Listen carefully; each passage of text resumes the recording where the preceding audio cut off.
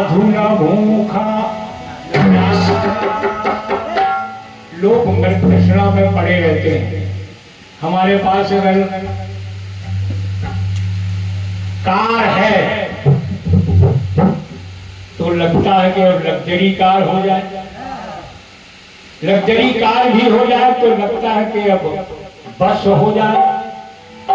मतलब ये मृत तृष्णा कभी घटती नहीं है, बढ़ती जाती है, इसी में बर्बाद है आदमी। आइए, गंगा तट पर आ खड़े, बढ़िया अच्छा प्रसंग है, आप लोग आनंद लेंगे। गंगा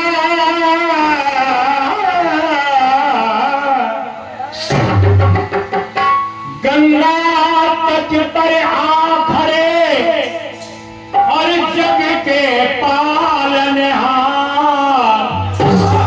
और केवट से कहने लगे कि कर दो गंगा।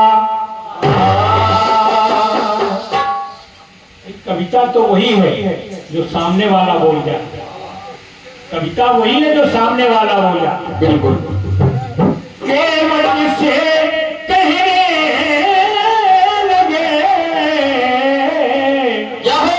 अरे केवट से कहने लगे कि कर दो गंगा।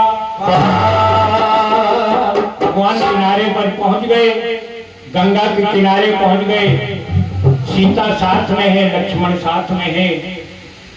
अब मांगी नाव, इस पर विचार करना जरूरी है। मांगी नाव, इसी बीच एक धुन आ जाती है। कौन सी? भगवान राम नाव मांगी ही है तो धुन आ गई। और धुन कौन सी है? कौन सी? के गली गली घूमे, गली गली घूमे और गली गली चूमे, गली गली घूमे और गली गली चूमे।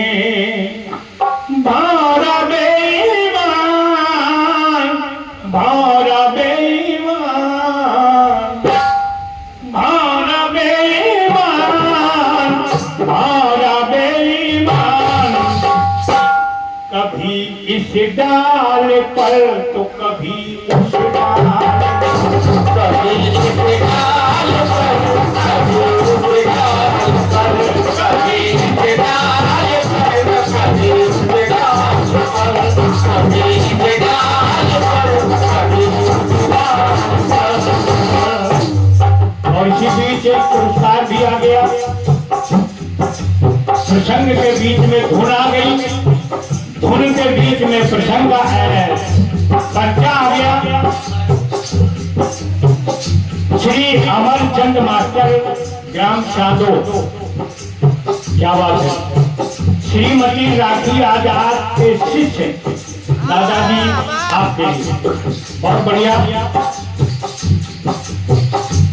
ये 50 पत्र मुद्राएं श्री अमरचंद जी की ओर से है, चांदो निवासी है, सामने बैठे हैं, राखी आजाद के शिष्य हैं। और हमारी कामना है कि आप कीर्तन जगत में दिनों दिन तरक्की करें, शुभकामना। 50 पत्र मुद्राएं आपकी ओर से हैं, मैं प्रणाम करता हूँ, नमस्कार करता हूँ। और गीत कहता है,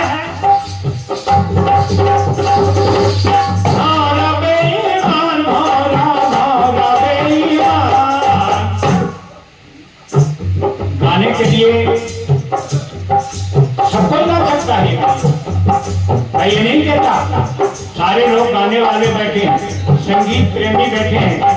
अगर इनको गाना नहीं आता तो ये कदापि नहीं लोग के चले गए होते, क्योंकि इनके अंदर स्वर है, लेकिन गाने का तरीका अपना अपना होता है। भारा बेईमान, भारा भारा बेईमान, इस डाल पर तो कभी उस डाल, कभी इस डाल पर, कभी उस डाल पर, कभी इस डाल पर, कभी उस डाल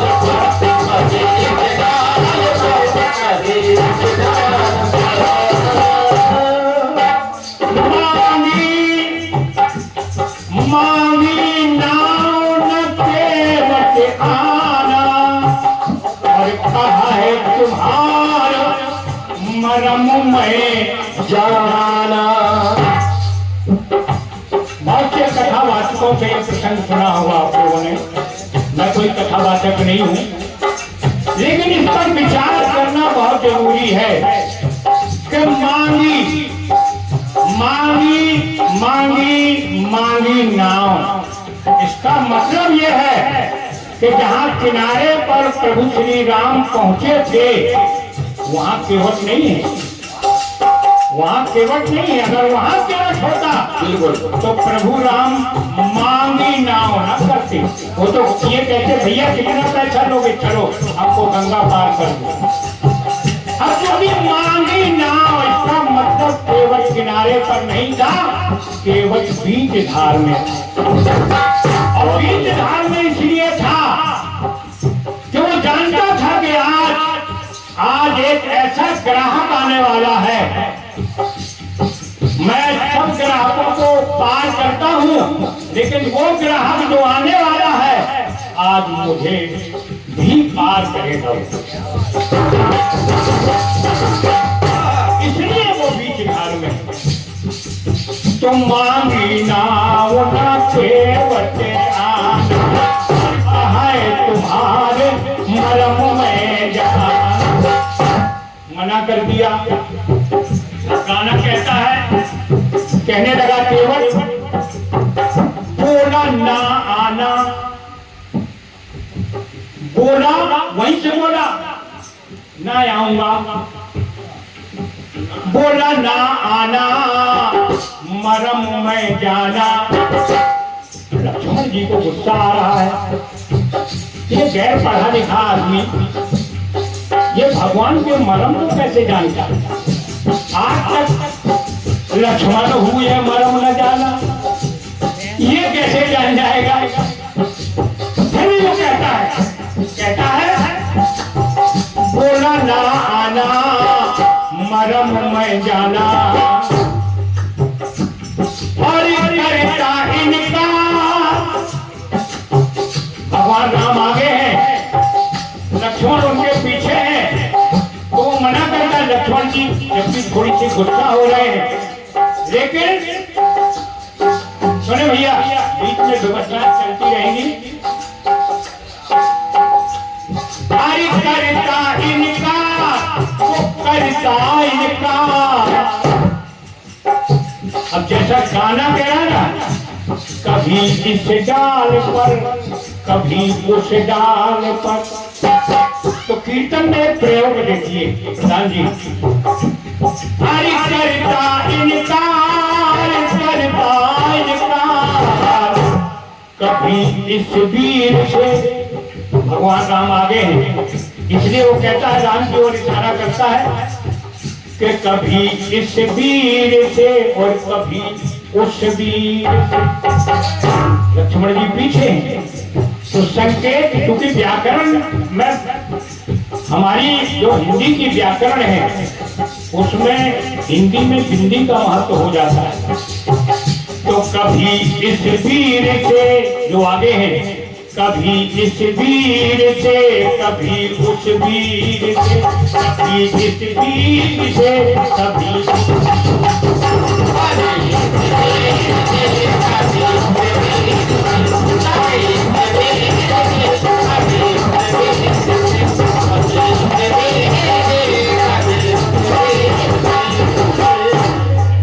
अब देखना, भगवान ने कहा भाई क्यों नहीं आओगे? अरे कोई कारण तो होगा। तो वो कहता है, केवट कहता है, बड़ा अच्छा प्रसंग है। तब तक ना गंगा के पार में उतार।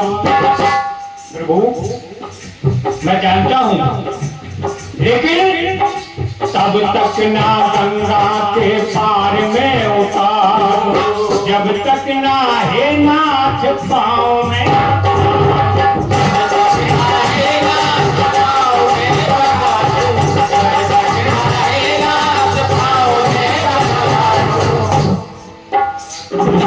गुस्सा हो रहे फिर भी, तो एक इशारा किया उसने, केवट ने, और कहा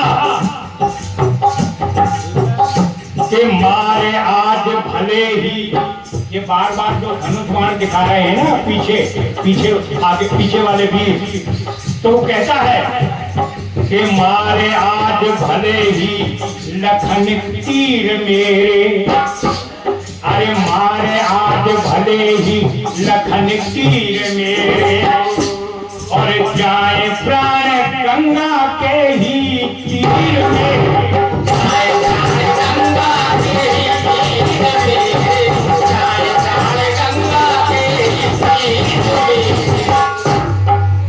बार बार धनुष बाण दिखा रहे हैं, तीर दिखा रहे हैं, तो मैं भी कहता हूं कि भले ही आज प्राण चले जाए इस तीर से, इनके तीर से, गंगा के तीर में भले ही मेरे प्राण चले जाए, बगैर पांव धोए पाए पखारूं, बिना पांव पखारे नहीं जाने दूंगा, नहीं पार करूंगा।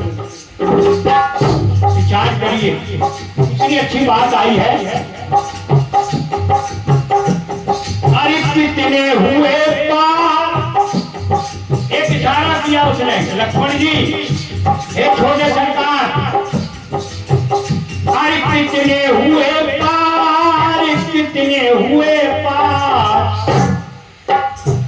हाँ कितने हुए पार, कितने हुए पार, गंगा के तीर के तरफ इशारा कर रहा है और लक्ष्मण के तीर के तरफ इशारा। कैसे? अरे कितने हुए पार, कितने हुए पार, कभी इस तीर से, गंगा के तीर से, कभी इस तीर से, कभी इस तीर से। अरे पार, जब आप तीर मारेंगे तो क्या हम नरक में जाएंगे? ना, हमको तो मोक्ष की प्राप्ति होगी। इसलिए वो दोनों हाथों में लट्टू लिए है केवल और ललकार रहा है कि कितने हुए पार, कितने हुए पार, अरे कभी इस तीर से तो कभी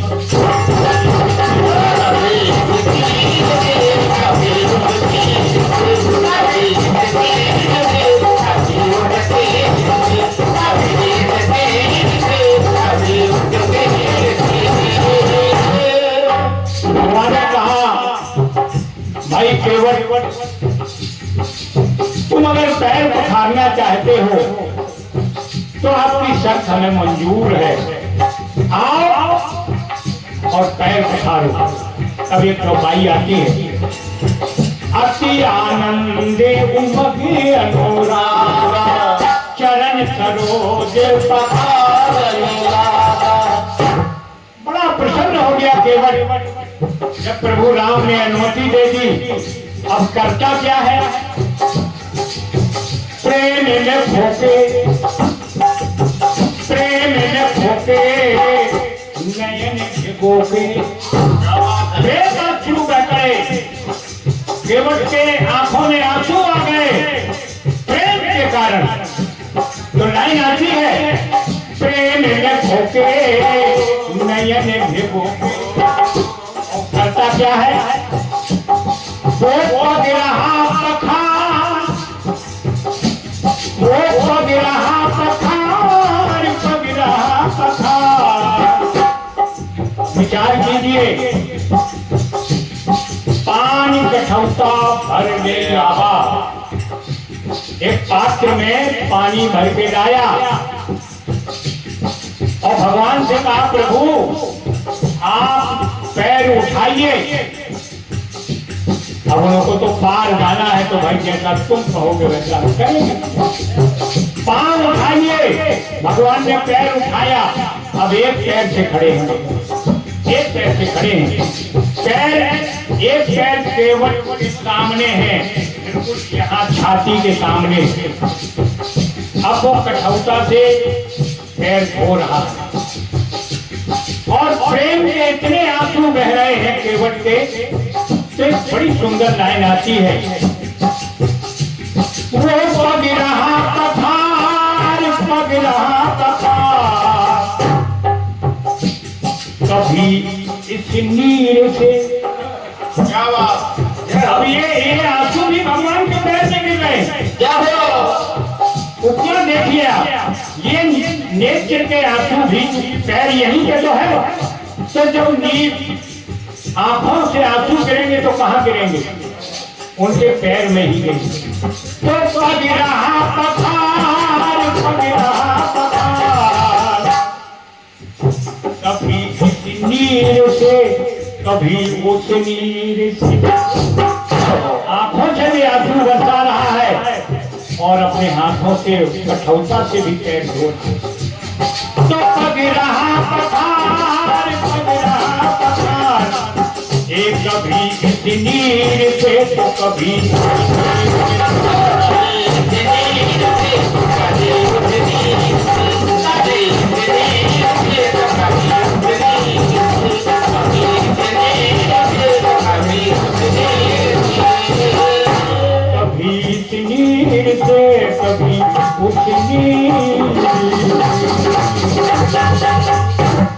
प्रेम से बोलिए मदारंग माता की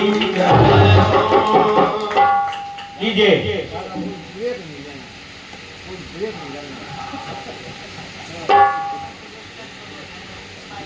अच्छा, ब्रेक नहीं लगेगा तो सुबह तो ब्रेकफास्ट होगा ना। अगर अभी ब्रेक नहीं लगेगा तो सुबह तो फिर ब्रेकफास्ट होगा। आइए एक अब पूरा गीत सुना रहा हूं, पूरा गीत सुना रहा हूं।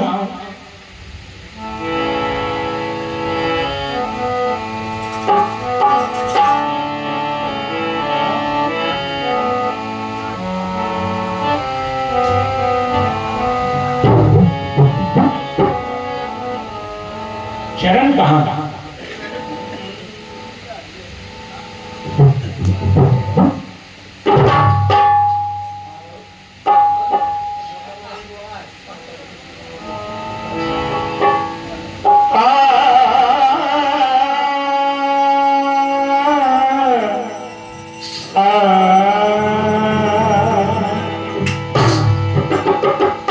एक बात कहना चाहूंगा, संकटों में मुस्कुराना सीख लो, संकटों में मुस्कुराना सीख लो, और कंटकों में पथ बनाना सीख लो। क्यों कि सफलता तो खुद ब खुद मिल जाएगी, सफलता तो खुद ब खुद मिल जाएगी, पर दूसरों के काम में तुम काम आना सीख लो। संकटों में मुस्कुराना सीख लो, कंटकों में पथ बनाना सीख लो। सफलता तो खुद ब खुद मिल जाएगी, पर दूसरों के काम में तुम काम आना सीख। आइए, अरे मैं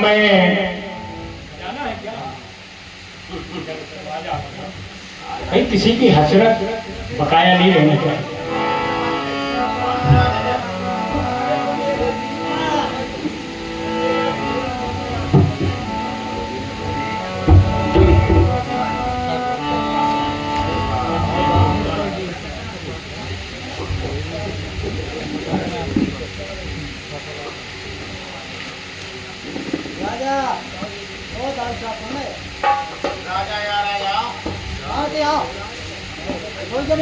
सर्वेश राजा